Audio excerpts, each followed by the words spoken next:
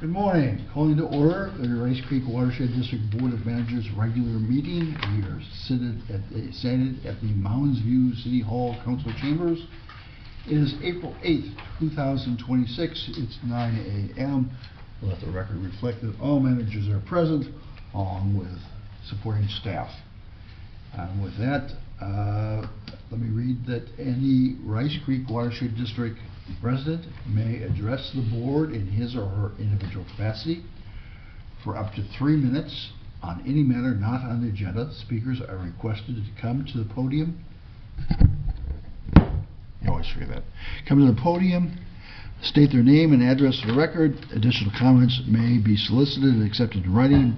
Generally, the Board of Managers will not take official action on items discussed at this time, but may refer the matter to staff for a future report or direct that the matter be scheduled on an upcoming agenda. Are there any people in the audience who wish to speak to us at this time?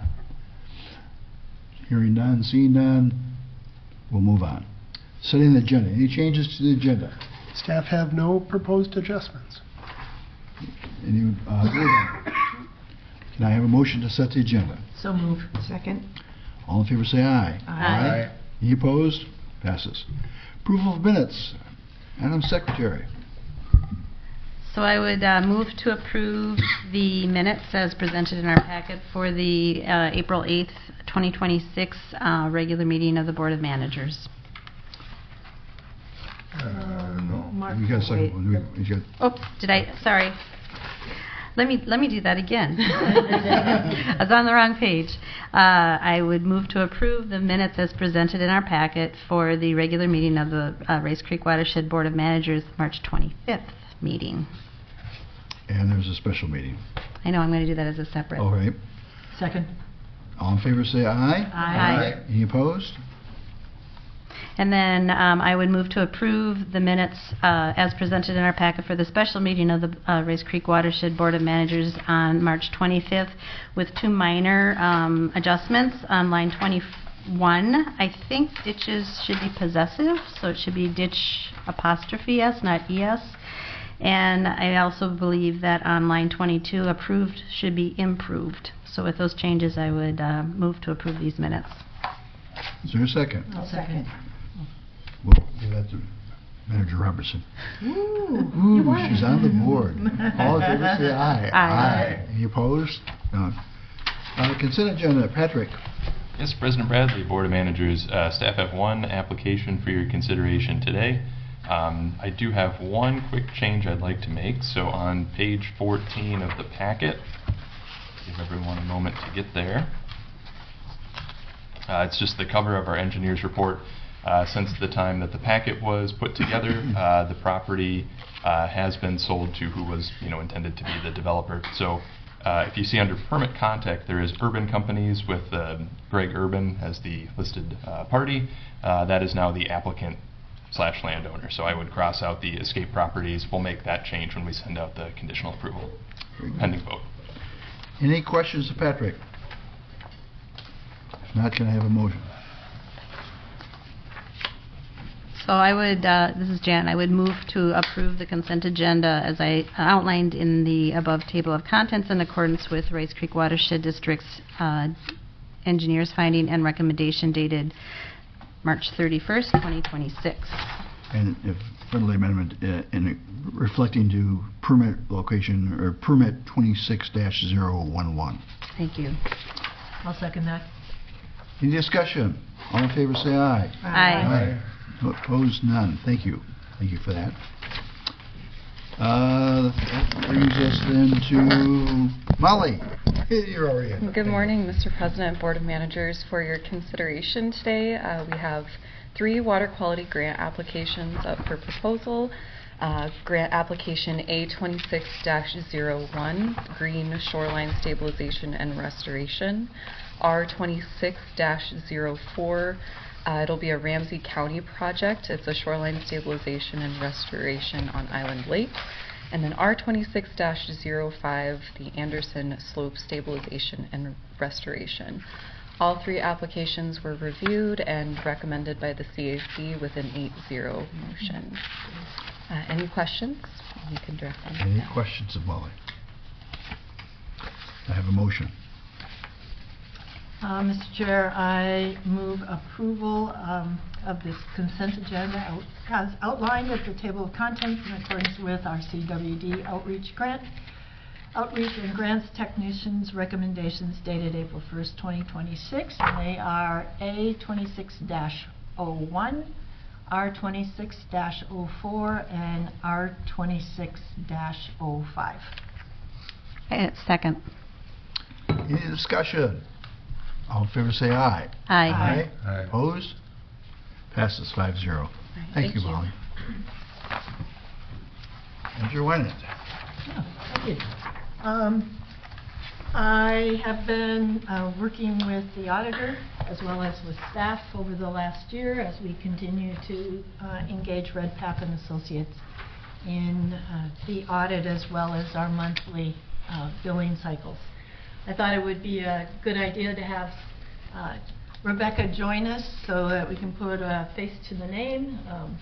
I know I've been a treasurer for 3 years, and this is the first time I've met her because we do a lot of our work online. So the opportunity to have Rebecca here, give her a report on the audit, and be available for any questions that we might have. Welcome. Would you kindly state your name for the record? Yes. I'm Rebecca Peterson with Redpath & Company. Thank you for having me here today. Do you want to say anything to us? Good. Yeah. Yes. Rebecca has a short presentation on the audit. Appreciate that. Thank you. Yeah, thank you. Before I get started, I do want to mention that we work closely with staff during the course of the audit, but we really do work for you as governance. And so I'm going to go through a summary of the reports that we issue in conjunction with the audit, but if you have any questions as I move through, please do not hesitate to interrupt me and ask. I'm happy to address any questions you might have. There we go. So there's 4 reports that we issue in conjunction with the audit. The first one is an opinion on the financial statements. And this is really the primary purpose of the audit, is for us as the auditors to take the district's financial information and provide an opinion as to the fair presentation of it. It would be really cost and time prohibitive for us to look at every single transaction that the district enters into over the course of the year. So we look at a sample of transactions, we look at the year-end balance sheet in order for us to be able to provide an opinion that says, yes, these financial statements are fairly presented. Maybe not accurate to the dollar or the penny, but they're a fair presentation of the district's financial position at year-end. We conduct our audit in accordance with audit standards accepted in the United States by the AICPA. And this means that we do a risk assessment during the course of our audit.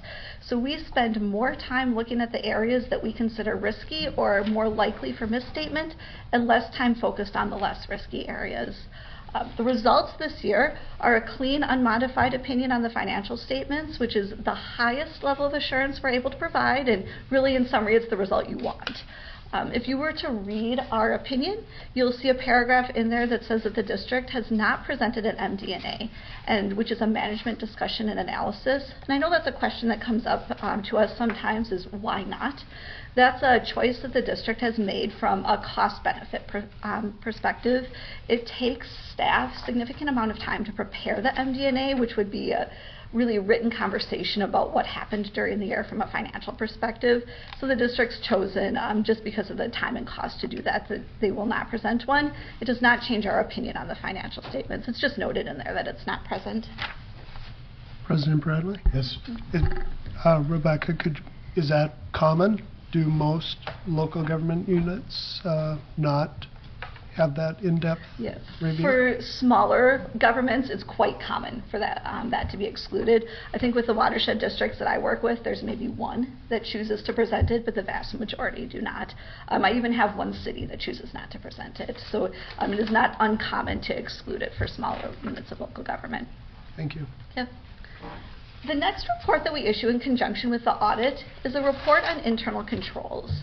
So as part of the district's audit, we don't audit your internal controls, but we gain an understanding of the processes and the procedures that you have in place in order to plan our audit. So if there was an area where we thought the controls were weak, we would focus more audit attention there. If there was an area where we thought that the controls were stronger, we wouldn't feel the need to put as much audit attention there.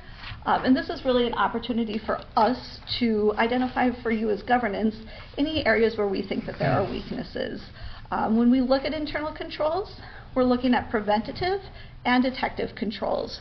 So an internal control process is really designed to try and prevent and detect errors from entering the district's financial reporting system. And it really functions like a net, right? You want to layer different processes on top of each other in hopes that you catch all the problems on their way through. The results this year are that there are no internal control findings, which I would say for a small unit of local government is probably more rare than having findings. So that's a nod to district staff that there are no internal control findings. Rebecca, if I remember correctly, there was a finding, however, that two of our staff had failed to turn in a request for payment. Yep. And a suggestion to make sure that doesn't happen again. Yep, and so that is actually on the next report for legal compliance, but I will address it. For internal controls, we're looking at systemic issues. And so when we look at the error that happened in the legal compliance report, there was one instance, and I'll talk about that in a minute. If we saw numerous instances, I would worry about an internal control problem, but one instance of human error generally doesn't arise to the level of really having a systemic problem that would be reported in internal controls. There we go. For the legal compliance reporting, however, the Office of the State Auditor has a series of requirements and checklists that they like us as auditors to look at in conjunction with our audit. And I always like to remind folks that we are accountants and not attorneys, and so we're looking at these requirements from an accounting perspective. But there's 5 sections that are applicable to the district that we test a series of transactions, policies, and procedures in accordance with. And rare for the district this year, we did identify one instance of non-compliance. And compliance really is a yes or a no, a black or a white instance, right? Either it happened or it didn't happen.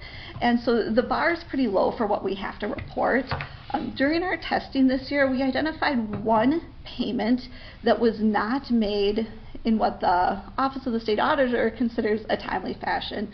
The OSA and state statutes say that for local government that meets once a month, you need to be paying all your bills within 35 days. And that's within 35 days of the receipt of the invoice or the underlying services or goods being performed or received.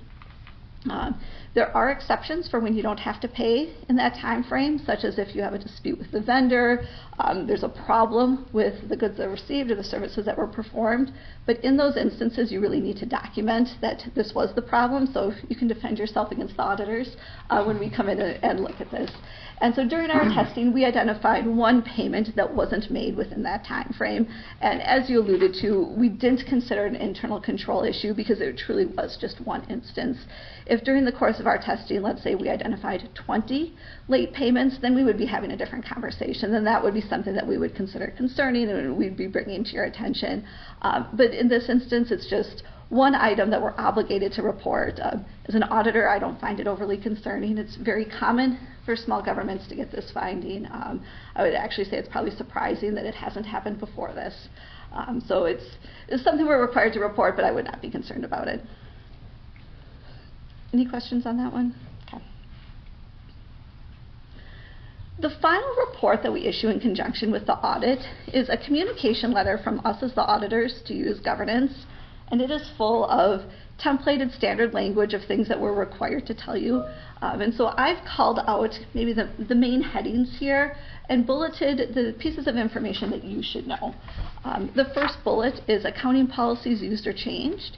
If there was a new accounting policy or the application of accounting policy changed during the year that had a significant impact on the financial statements, we would be identifying that for you, but there was no such items this year. And then also a reminder that the district's financial statements include estimates.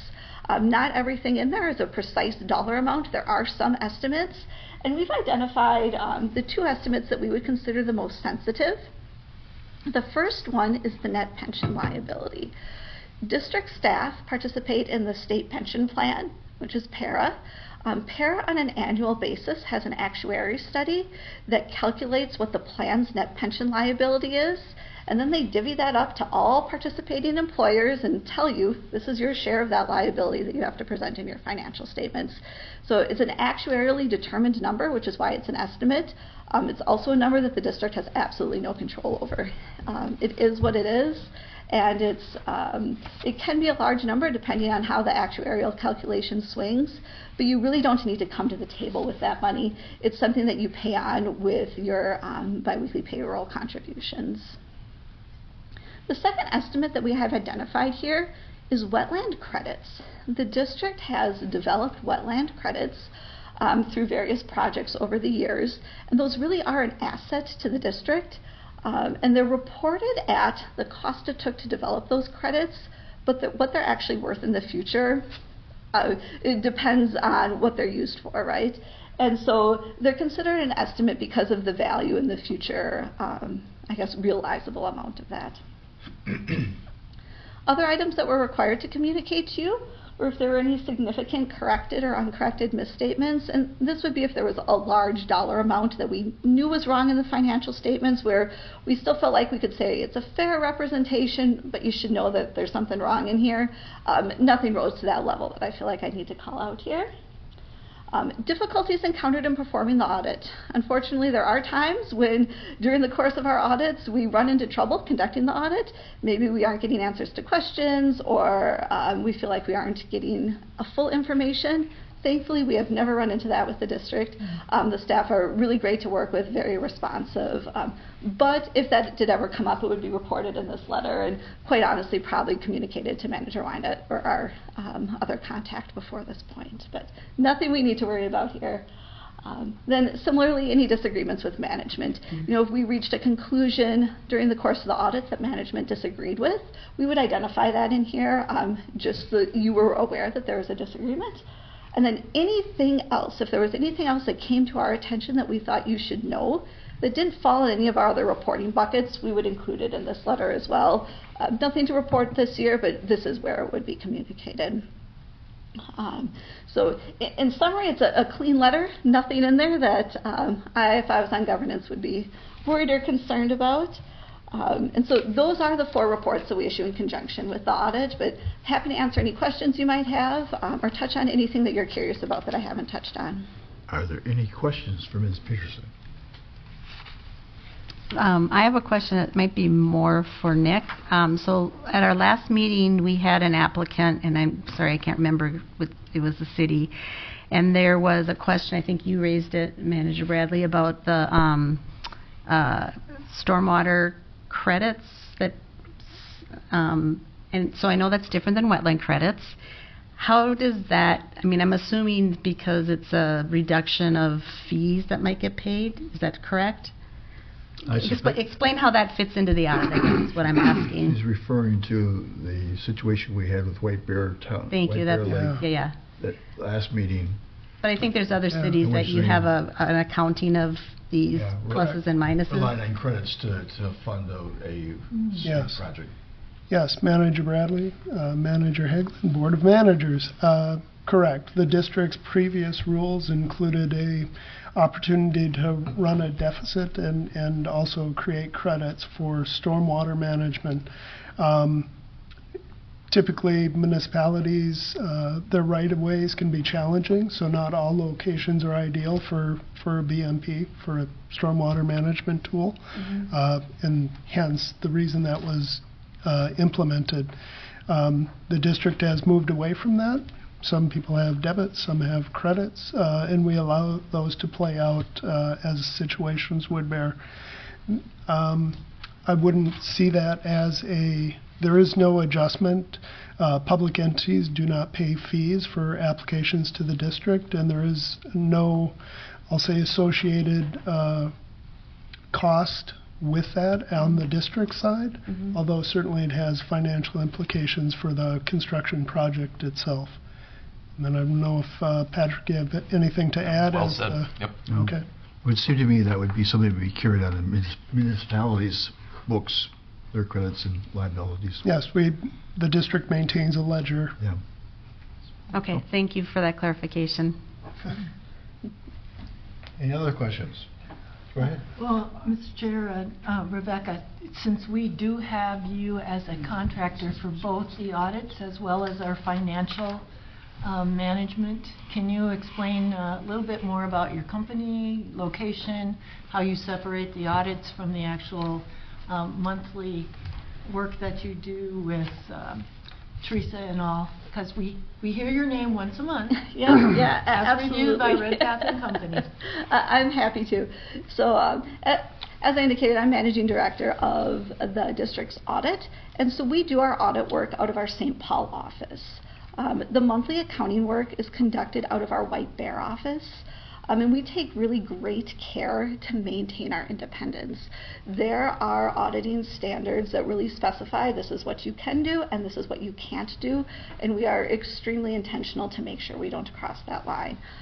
One of the most significant components of that is making management decisions. Because we conduct the audit, we cannot make any decision that could be even interpreted as potentially being a management decision. So I think both Nick and Teresa have heard me say, I can't decide that, I can't do that, I need you to tell me that. We are happy to help and able to help, but really that is our line, that we cannot make a management decision. And our two systems, our audit system and our monthly accounting system, really function independently of each other. We don't allow any sort of crossover in staff between the two. And there is a different director that oversees the accounting services, so that we don't have any sort of conflict of interest between the two operations. Thank you. Any other comments, questions? I want to thank you very much. I think we're going to get to see you again. Good. Thank you. Yeah, thank you for having me. It's nice to see you all in person. Have a good day. Okay, take care.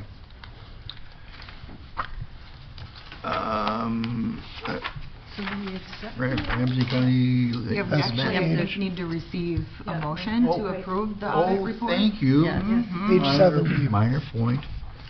So, Mr. Chair, I'd move to accept and authorize the filing of the Rice Creek Watershed District 2025 Annual Financial Report and Audit. Is there a second? Second. Any discussion?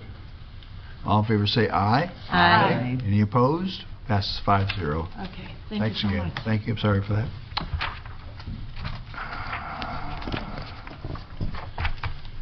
Good morning, President Bradley, members of the board.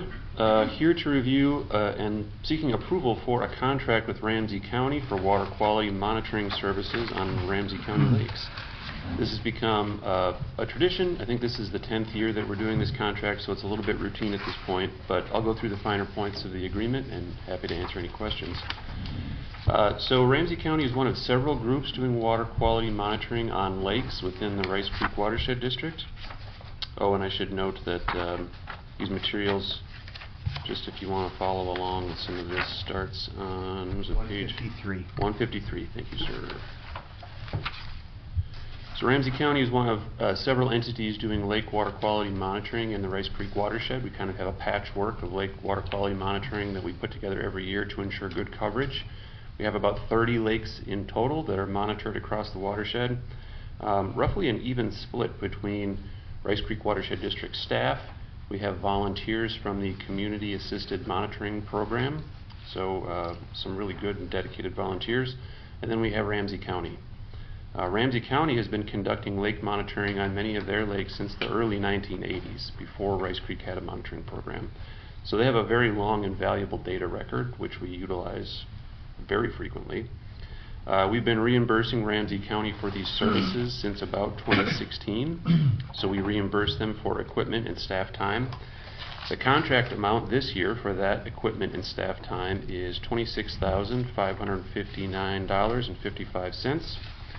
It's a little bit confusing, but if you looked into the packet, the agreement with Ramsey County also has another exhibit, Exhibit D, where they identify lab costs. That is there for reference. That is not included in this contract. We do pay those costs, but we pay them directly to the lab, not as part of a contract, but as fee for service.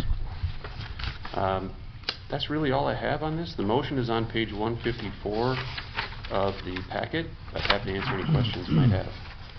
Are there questions of Matt? So the total cost to the district is the sum of what's on Exhibit D plus what's referenced for the agreement. Is that correct? Yep, Manager Hagelin, that is correct. Thank The you. contract is for the, just for Ramsey County, but yes, the Services. total cost for all of the work, that's correct. Okay, thank you. Well, Mr. Chair, I move to authorize the administrator to enter into an agreement with Ramsey County for lake monitoring services in 2026 for an amount not to exceed $26,559.55. Is there a second? Second. Any discussion? Not say aye. If you're in favor, aye. Aye. Anybody opposed? Passes 5. Thank you, Matt. Thank you. Spring is here, Matt. You're back outside.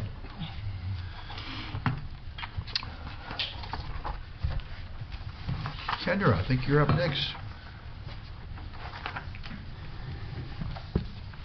Good morning. All right. I have the 2025 annual report, draft annual report for you all to consider. The motion is on the memo.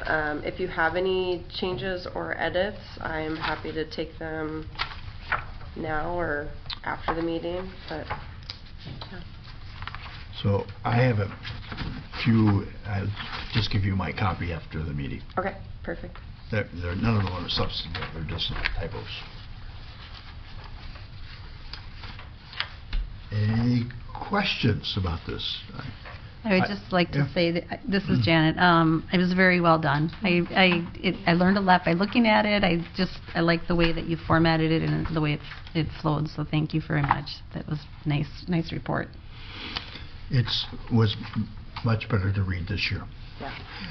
Slowly I've been improving it, but this year was the biggest change so far. But yeah, I like this format a lot better. And my comments, Mr. Chair, would be that, yes, this represents a lot of work, not only on putting the report together, but all the work that this organization, this Watershed, has done through the course of the year.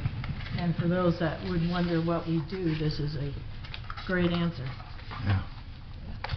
Mr. President, I compliment you on your choice of photos for the whole group of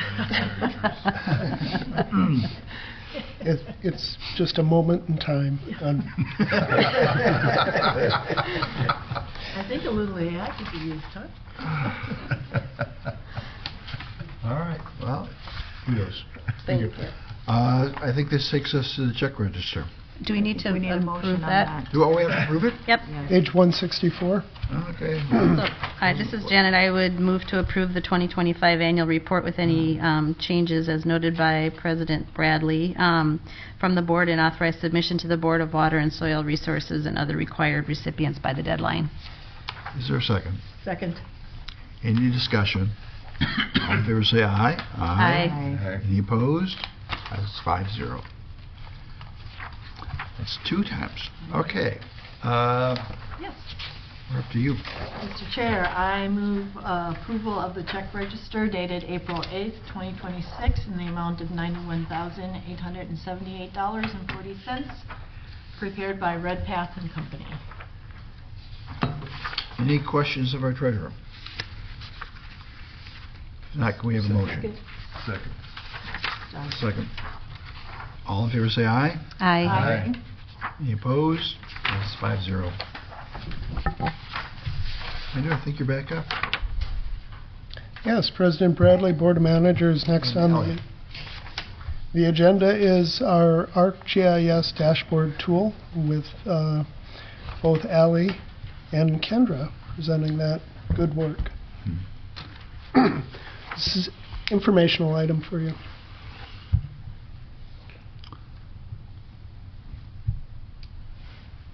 I have to get everything pulled up. Give me a second. Morning. For the Good morning. Zoom meeting. Yeah. If I could, President Bradley, Yes. Ally, would you please introduce yourself and your position with the district, as you're not a Yeah, I'm not a regular. Yes. You're not a regular visitor. Ally Cholberg, I'm a watershed technician and inspector, kind of do everything from GIS to water quality to inspections of the district. Yeah. Ally works on Matt's team for that good work. Well, welcome. Thank you. We see your name a lot, though. Good. Yes.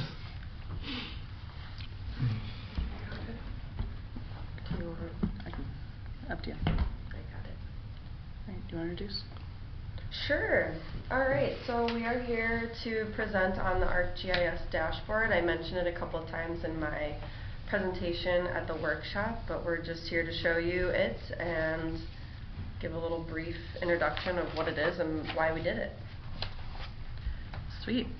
So GIS is mostly used by staff for mapping purposes. ArcGIS dashboards are a web-based GIS system that uses, the web app uses visual aids to better represent the data. This includes gauges, charts, mapping, numbers, anything that you could find in a spreadsheet you can put onto a map. And so for our purposes, we were trying to display our WBIF data in a more representative manner. And so our process, we took an Excel spreadsheet with a bunch of data. Can I impose a question on you? Yes. Remind us again what WBIF is. Watershed-based implementation. I know the words. funding program. Is it the funds we get from Mauser? Is that what you're tracking? It's Well, funds from we the- get from the legacy Through Mauser. that flow through It's Bowser. administrative. Thank you. sorry. Thank you to the people of the state of Minnesota. Yeah. Yes. Okay. President Bradley, if I Yes. could just go a little bit further, that is really a collaboration. The funds are dispersed by Bowser to the watershed, being the hydrologic boundary of Rice Creek, not Rice Creek as a district, although because it is our namesake, we do take that and offer to lead the collaboration with our municipalities and the conservation districts to see how those funds will be, state funds, and the good people of the state that provided them, how they'll be spent. Good question. Well, yeah, thank you. Yeah, that's what we're discussing. It is that amount of money that we have received through grants and how we've used it. Correct. Please proceed. Thank you. Yes. So again, going through the process of how we made this, we took an Excel spreadsheet. Sarah Belden created the spreadsheet with data. This goes back to 2018 when we first received those funds. From there, I created a map with that data. And then from there, we created the dashboard, which I'll show you here in a second. So the reason we have this dashboard was by Kendra's suggestion. This is an app that we could use for other programs, other projects and whatnot. So this is kind of the pilot study of can we do this, because there's only a handful of projects in this one versus if we were to do all of the grants across the district. Again, this was created with Sarah Belden and I, and we had some troubleshooting help with from Brianna Keith at Anoka Conservation District. The dashboard has both a mobile and desktop version, and so if anyone has their phone and wants to try to scan the QR code and try it out, it doesn't have as many capabilities as the desktop version, but it does work and it shows most of the data. Alright, so with further ado, let me pull up this and hopefully it works. Fingers crossed. Yeah, I'll let you.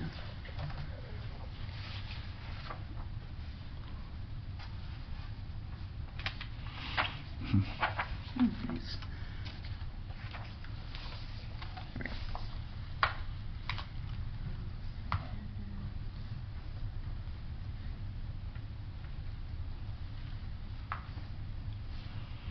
I'm trying to go All right. 5. Oh, there we go. Yep.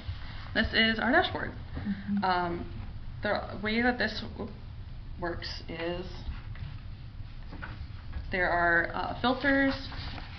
We have these things called widgets, which are on both sides of the map. And so what these do is take the data directly from the map that I've created and display it. And so all this data would be in like a column of a spreadsheet. But it's a lot more obtainable and it's filterable and provides that information for anyone wanting to look at it. And so let me just run through a couple of these widgets with you. We have number of projects, the total grant funds allocated. We have project type on the left side there, total phosphorus, total suspended solids, and volume reduction all on the right side. We also have these filtering tabs up top here, and these include project type, and you can see these different project types, project year, the city, and the county. Let me just run through a couple of these real quick of just filtering through, and you can see that the map changes based on the filter type that we applied. And so for this one, I just did cart barrier and shoreline, but it automatically calculates the pollutants removed and the project types, grant funding, and number of projects. Try that again. What Yes. is the project type on that one? I just did cart barrier and shoreline restoration, but if there's something we want to look at, I can change it. Oh, you have 3 projects. I just didn't catch. Yep. And so let's see. I'll just click on one at a time. So cart barrier, we only have the one. Oh, the cart barrier. Johanna, and we have shoreline restoration. We have one in both Washington County and it looks like Ramsey. And the 1.4 million is since 2018? Yes. Okay. And so we can also filter by, say we had a meeting with a city or a county. We also have the ability to filter that way. So if we click on just Anoka County, for example, we're able to just pull into those numbers. From there, if you wanted to look at a specific project, let me reset this real quick. Say I wanted to look at the cart barrier, for example. We have all that data at the click of a button. And so we have stuff like the funding year, where it's at, what water body it includes, the sediments removed, or pollutants removed, sorry, grant funding, and this is the only one that currently has a web page, but we also have the ability to link web pages. Let's see if it works.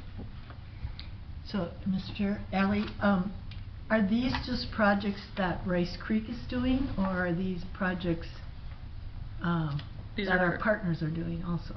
All of them. So all the projects that were funded under WBIF funds. 1.4 seems low. Don't we get 900,000 a year? It's 400, around 400. 400? We do have a website page with that exact information on it, but yeah. I don't know. Okay.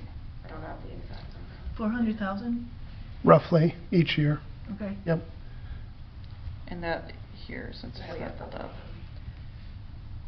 This is our WBF page, and here we have the dashboard embedded into the web page, so it's available on our web page at this time.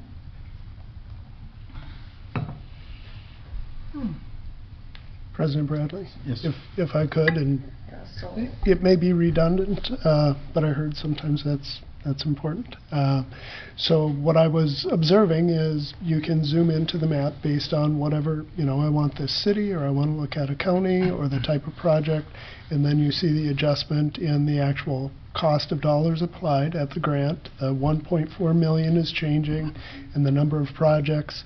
The map zooms in, and the pollutant loads on the right-hand part of the screen then adjust accordingly. So when we're looking at from the good monitoring that Matt and Ally do, and Catherine as a team, and our partners, we know this water body is in need of help, it's at this condition, how do we help it? We look at things on the landscape, the BMPs, the projects. This is one of the places that our projects originate under the WBIF funds, and then we can see the estimated reductions on the right change to how we're helping that body of water. So we can visualize then all that data in the district proceeding to meet its goals. Even more critical, it seems to me that there's a lot of pressure on us to be able to cost justify continuation of this funding. And this provides, as I'm looking at it, a place to go and recover all of that information. That's pretty cool. Yeah. I like it. So are you able to follow the leverage dollars from other sources in this? from like other grant programs that we have? Well, because some of or- these projects, I'm sure we're leveraging dollars from local cities or other locations. They're not Just like totally funded by the Clean Water Fund. That would be something we could add, but we don't currently have it on this. Okay. Yeah. So that's something to keep in mind too, because part of the talking point of this is that the state investment leverages, maybe that's where you get 9 from, almost 9 times additional money. And without this as a catalyst, a lot of these projects wouldn't happen. The other thing that the board should know is that there aren't very many watersheds that are doing this right now, but certainly they're encouraged to put it together, because once you have the whole state together and find information from the whole state, you can really have a snapshot of what's happening. So I appreciate their initiative to do this.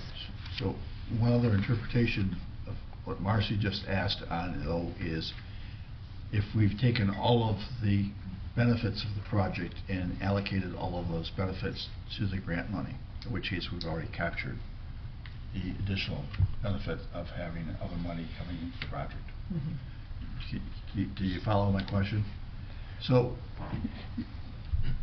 if you had a particular project and it's reduced as 13 pounds of phosphorus, you didn't unallocate it, you allocated all 13 pounds to the grant money, and you didn't try to say, well, we'll get 25% goes to the grant money and 75% goes to Rice Creek. Does the question make sense? Yep. I believe I understand, as I see Kendra nodding as well. What I'm hearing you say is any funding source, or most funding source, WBIF, any of our grants and such, just like the district did earlier under Molly's, we look for what is the applicant's contribution, if you will.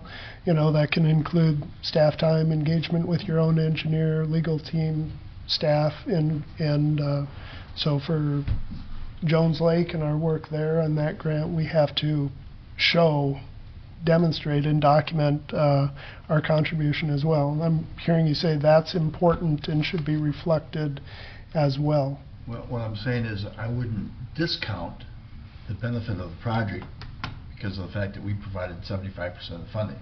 Yeah. Because without that money, exactly, my assumption is there'd be no project. Right. Certainly it's a reasonable assumption. So when it comes to Jones Lake, even though the grant is what, 25%, 75% of the money? Yeah. Well, so you wouldn't, when you're saying what was the benefit of that grant, I would take 100% of the proceeds, the outcome of it, and apply it to that grant, not discount it. Agreed. Okay. Yeah. Yep. Yeah, and continuing what I heard Allie and Kendra say, this is scalable.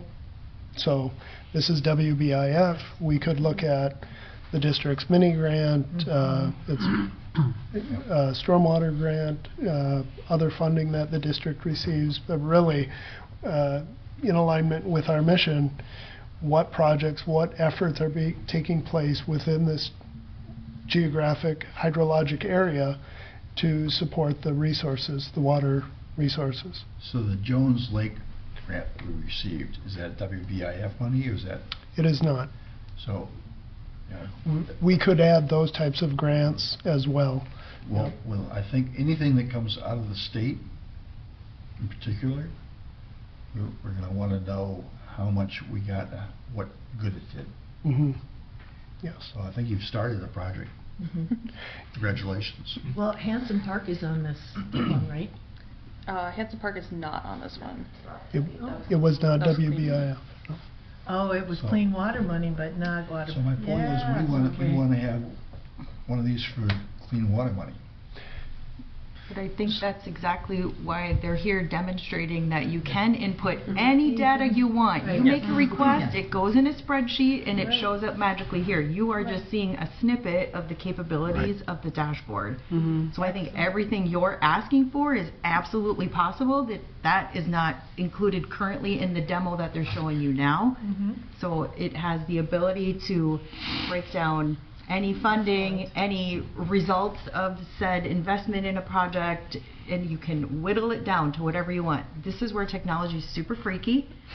But I think what you're showing us absolutely is proof positive that you can input any data you want and get the results that you know, that you're asking for. Just what they're showing you right now in this isolated moment is only related to funding from this very specific funding source, so it only applies to very specific projects. Absolutely correct. Yeah, and again, the reason we started with this one was it was a smaller pool of projects, so it was a lot easier to troubleshoot the things of why aren't the points showing up, why isn't something working. So working on this scale was a lot easier for me to write down the steps of how can I build this out better next time, if there's next time. So Great. Yeah. And last thing is, yeah, it's very scalable up. How many projects? The thinking is kind of separating out those projects to be different pages on the website. So it's not just 1,000 projects in a map. It's separated out like this, where it's 20 to 100 points on a map instead. So, yeah, with that. I have one question. So what I think I'm hearing is there's sort of two suggested modifications. One is to build something like this for other pots of money that we receive. But also, I think I heard earlier that a number of these projects are cost shared with other entities, and the way that the data is shown right now, all of the benefit is being attributed to the WBIF funding. So I think that would be important too, to somehow note what other funding contributed to the project, and maybe, you know, that's another filter where you could break out what the, you know, like one is the total outcomes achieved, and then it could be broken out by funding source, however you thought it was accurate to do that. Yeah. Thank you. So, Mr. Chair, is Houston helping with some of this layering? Nope, so this is all built in-house.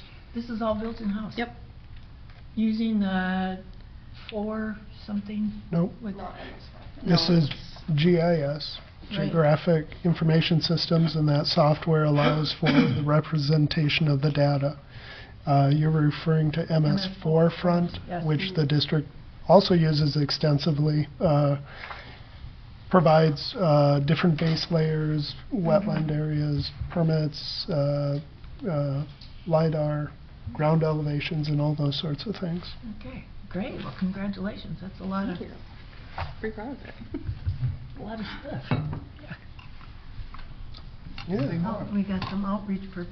I just have a couple other slides that go over kind of why this was a idea from my brain, and I've seen other dashboards. I used to do, we called it One Watershed, One Plan when I was at Benton County, but same concept, same funding. But so we were always planning on using a dashboard. I've seen other people track their One Watershed, One Plan projects and the work that they were doing with dashboard. So I was like, can we do that here? And we did it. So it's a good visual tool. Again, kind of what Nick said about zooming into different cities and counties. You can show like Washington County Commissioners, we always go to them with the work that we're doing and the money we're spending. So it's just another tool to show them easily and quickly how things are dispersed and where things are happening. Again, it's on our website page, so anyone can go view it. They can't change it, but they can view it. They can click all the filters. So again, increasing that transparency, showing the work that we're doing and where the money's going. We kind of already went through this. We can internally track projects and the outcomes, so the pollutant reductions. It sort of centralizes all that information. You all brought up all the other grants and projects, and this is just a way we can organize things and have easily for staff to use, but also to show the public. Again, displays all the locations where money's going. It's interactive. It's visually really interesting and cool to see. So, and then future uses, we already discussed that, but it's scalable. We can change it. We can add different things. The ArcGIS platform and software is an incredible tool. So, lots of things we can do, and maybe new ideas in the future that we'll have. So, Mr. Administrator, later this year we're going to be asked to propose to Minnesota Watersheds projects or programs that we are pushing in for awards. Maybe this would be one that we could consider for inclusion in that. Certainly, always good to be recognized for our efforts. Yeah, that's pretty cool.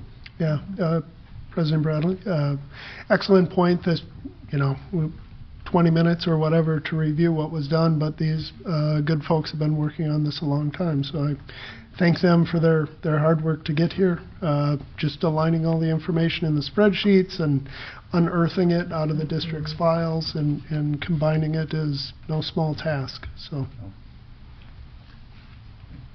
Anything further? Thank you again. Nice you. job. Nice. Kudos.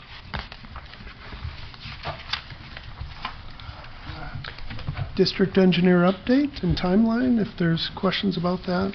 Mr. President, members of the board, so I'll just bring up one item here, NOPA Ramsey JD1 repair report. I had mentioned to you, I don't know if it was a month ago or 2 months ago, about the drone, or the flight that we were planning to do, the drone flight through that area, and the challenges we were having in getting the permission. We did get the permission, actually just flew that yesterday, so Excellent. got that completed. District staff also hired out a contractor to do televising of the one branch that goes underneath that building, so that was actually also completed. So we got information on that. That's great, and we're moving forward with our repair report now. We've had a site meeting out there to look at that location where the pipe goes under the building and looking at alternatives, and it's quite an interesting site and interesting challenges we're dealing with, and you'll see more about that when we deliver the repair report. Oh, that's a lead-in, isn't it? Wow. I assume we're going to have to ask them to condemn their building and so we can turn it back into an open ditch. I certainly hope not. All right. Administrator updates? Yes, please. I do have a few here. The district will need to initiate some 103E proceedings, and we'd like to bring that to the agenda on April 22nd. I've asked David to speak to that a little bit, so you're aware of why it exists on the agenda next time and what it's all about. David. President Bradley, Board of Managers. As Nick mentioned, this is related to the Jones Lake project. As we've been going through the final design and permitting process, we have included on the southeast corner of the property. I did give you a handout this morning, so that you know. I look at a map of Jones Lake every day. I know you don't. So that's the area we're talking about. The plans do include constructing a forebay that would collect sediment before going into the lake.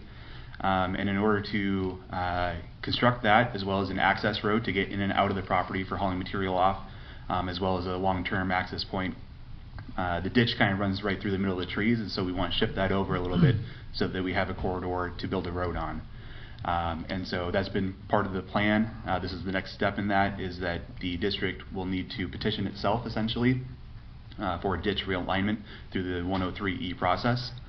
And so I'll be working with Mr. Otterness and Mr. Kolb to draft a resolution for you at the next board meeting. And so just want to give you a heads up, that's what this project is about. Very good. Thank you. President Bradley, just tagging on that, I know we had spoken about a visit to Jones Lake. We are exploring that, possibly April 22nd, our next board meeting, and then just after the meeting we could drive to the location. We've invited the CAC members that may like to participate, and weather dependent and those types of things, but we'll keep you apprised. Moving on from there, in regards to the audit and the two letters and the report on Minnesota legal compliance, I just wanted you to know that I did discuss that with the staff persons that were involved in it. I did send an email to all staff to be aware of the importance of this, and then we had our staff meeting and had a general discussion of the importance of bringing these up right away.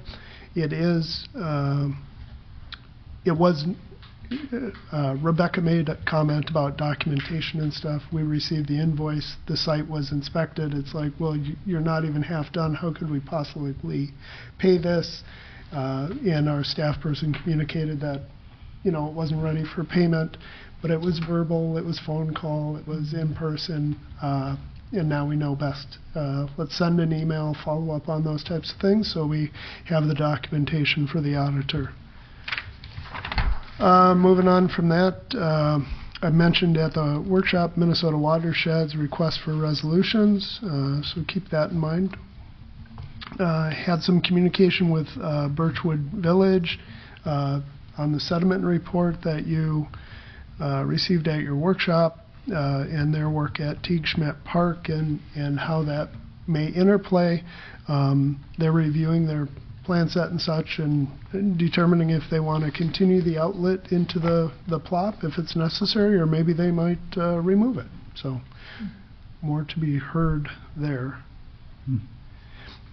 I believe Manager Waller will bring up Senate File 4814. That's the one we handed out at the workshop as well, the public waters and public drainage laws, clarification provisions. That was the Senator Housley and Westrom authored.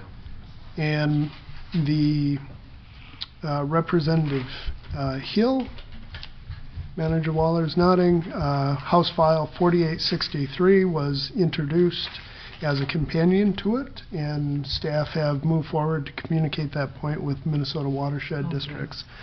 So David has done that, and if I could be so bold, Manager Waller, I think you had some, maybe want to comment about that, or next steps that you saw, perhaps? You finished with your report? I have some additional maps of Rice Creek Watershed District, smaller ones, 2x2. If you'd like one, I can hand those out after the meeting. That's it. John? Thank you, Mr. President, and thank you, Administrator. Yes, we have the companion bill 4863. It was authored by Mr. Hill. So that everyone knows, Mr. Hill is part of the Senator Housley's district. It happens to be the St. Croix side. Senator Housley goes from across Washington County, and so he dropped the bill for us. That's wonderful. I was going to, as Nick suggested, talk a little bit about sending some letters to the different members of the committees, and both in conjunction with both bills. So I'd like to have the president sign a letter. I think we already have them left over for the drainage bill from the last time we did this. Mr. Kolb told me that he's already sent those letters, such as he sent that explanation sheet of what it was, and so we could reissue these with new addresses and new committee members, both to the Environmental Policy Committee in the House and the Environmental Policy Committee in the Senate. And the same to be done with the bonding bill. We don't want them to forget it, even though we had a hearing, last time. And in addition to that, we also send a letter to those members that represent areas of Rice Creek. And some of these members, of course, will be duplicated because they're on the committees. And we want to emphasize that in the drainage bill, for certain, that we have the support of the Minnesota Watershed Districts organization, and that we need a hearing. And Senator Housley is put in for a hearing the day she dropped the bill. I haven't checked with Representative Hill yet, but I will, and we'll move forward to see if we can get to the hearing point. Excellent work, John. I really appreciate it. And Teresa, when those letters are ready to be signed, I'll come out and sign them. Mr. President, I just wanted to check that there's no objection from any of the board. No. Go for it. Thank you. Mr. President, I'll just recommend that Kendra maybe review these. These were originally drafted and reviewed by Beth when she was with us, and I think just by process we should probably have Kendra. That's an excellent suggestion.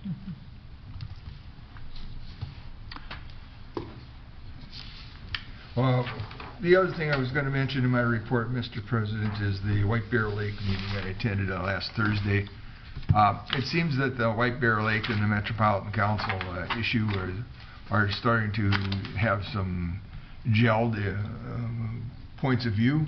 The controversial one seems to have disappeared so much, and what I got from the meeting was that of the 14 cities that are involved, they've kind of narrowed it down to 3, maybe 4 cities that would be involved, in the final solution, that being with the city of White Bear Lake, the city of Matamidi, and the city of White Bear Lake Township, and possibly North St. Paul.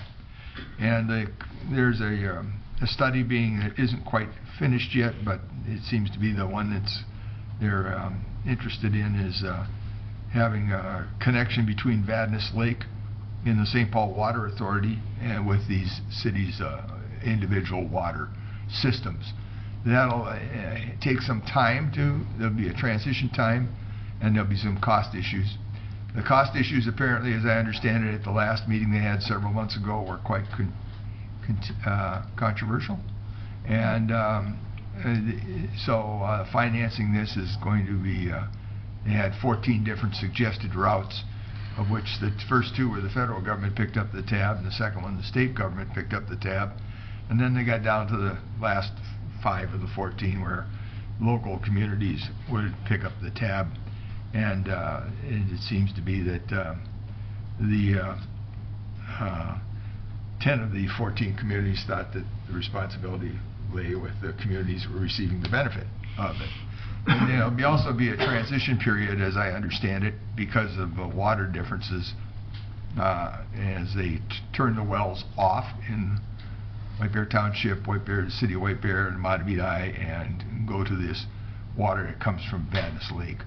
I assume that isn't fully processed at Vadnais Lake because that's upstream of the St. Paul Water Authority's facility on Rice Street. And so it's some issue. There was also an article in the Minneapolis paper a couple weeks ago on Sunday about it. And those communities were named outright. Nobody else's community was named, although there was a hint that it could possibly be. But it's the newspapers, rumors, innuendo, gossip, and hearsay. So So that's kind of an update on that point. They are going to have another meeting. The date escapes me, but it's going to be over at the Nature Center in Lima Lakes, and it's not too far off in the future. By the way, Matt was there and offered answers to questions that were given to him, and so he did a fine job there. And I sat with Representative Fisher in the background and listened to all of this. So, John, does it seem to be coalescing that they'll take water from the Mississippi, move it to Vadnais Lake, and then from Vadnais Lake move it to White Bear? Is that the idea? That's what it sounds like. It's going to go to the Vadnais Lake is one of the, I think there's 3 holding areas where the water sediment falls out. Mud Lake is one of them over there, and some other area. And, but that sees to be what I gleaned from listening to it. I don't know if I don't see Matt shaking his head, so I must be on. Nick, you want to comment? President Bradley, Manager Waller. I suspect there'll be a subsequent, final report that the committee considers, and it seems important, dependent on what that report says, obviously, that the district render a position one way or the other if it may impact surface water quality or these types of things. I can't say more than that because we don't have the report, but a board action supporting or concern seems appropriate, and if the board agrees, I certainly can look to make sure we're scheduling that appropriately. Thank you, Mr. President. Yes, but we're a ways off from that. I think they have to the end of the year yet, and so I wouldn't expect that we'd do that until after the whole report, so we can review what the devil they had to ask for. Yeah. And then that action be taken at a regular board meeting, so there's no misunderstanding as to what it is or isn't, not necessarily at a workshop. Got it. Yep. RC? John, were you done? Yes, that's I'm sorry. Sorry. I yield the floor here, Mr. President. Thank you. Thank you. I want to commend again the dashboard. It's a lot of information, and also point out that information can be used by a policy person, that would be us, to make decisions as we move forward. I'd also, does the Bowser rep know that we have this together? Yes. Okay, good. And then also there are a number of folks on the Clean Water Council who are from Rice Creek Watershed District, including Commissioner Marin, and when it's appropriate, be able to show him what we have here, I think would be of great benefit too. So thank you for that. Good. And then I'd also, the meeting at Columbus, just to remind myself, is on the 27th of April. Well, it's going to be here in our office. Yeah. At the President Bradley, Manager Wynant, Board of Managers, I believe you're referring to the what we'll need to call a special workshop on Anoka Ditch 102232, where the board looked to have staff and engineer and legal provide the background of where we've been and where we're at currently. So that is correct. It's the 27th. It's Monday the 27th, 9 a.m. Rice Creek office. At the office. Okay, thank you. Anything else? That's it. Manager Heckler. So I attended the Citizen Advisory Committee on April 1st. That was my first time. It was a pleasure. I was really impressed with the quality of the discussion. So as you heard earlier, they unanimously approved recommendation of the 3 water quality grants that were in our packet today.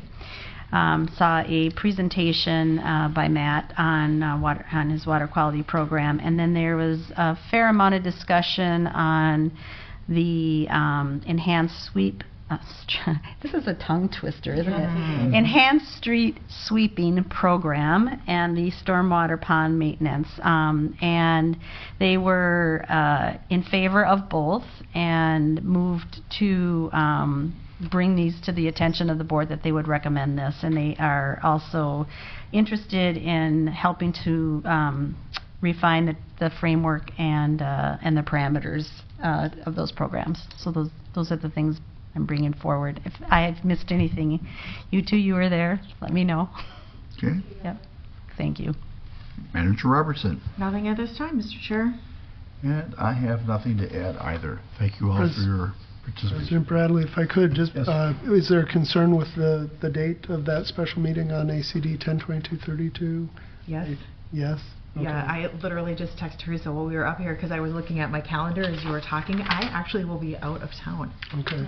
So I will not be here. I'm sure you can carry on without me. Part of me thinks you might prefer that you carried on without me. So I will be not Good. here. I'll be in a different zip code. I think For- we should look at a different date then. I do. Oh, I goodness. agree. I You think can't that- escape this. Well, I'm not trying to escape it. I'm not trying to It's- escape it. I figured you'd let me escape it. This So maybe that's the joke.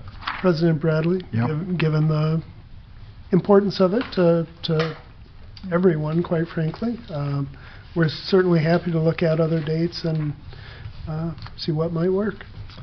If I will note, and I think it's terribly important that the district has defined the ASIC. The system is maintained to that elevation and in alignment with the DNR permits that are associated, if you will, with the public waters element of it. So the system is functioning, and I say this certainly for your knowledge, but also, the sense of urgency. I think we definitely have concerned landowners, and that's what you're looking to address in understanding the whole system. So we will query again if that's... Yeah, I'm so sorry. I apologize. Oh, no worries. We haven't noticed yet or anything. Appreciate the heads up here. So let us do that. Scratch the 27th. I'll ask Teresa to please query again, and we'll see what we can find. No worries. I think it's best we just put it on a Monday. That seems to work well. It's usually not a workshop, and go from there. So, Good plan. All right. Did you adjourn? So moved. Second. All in favor? Aye. Aye.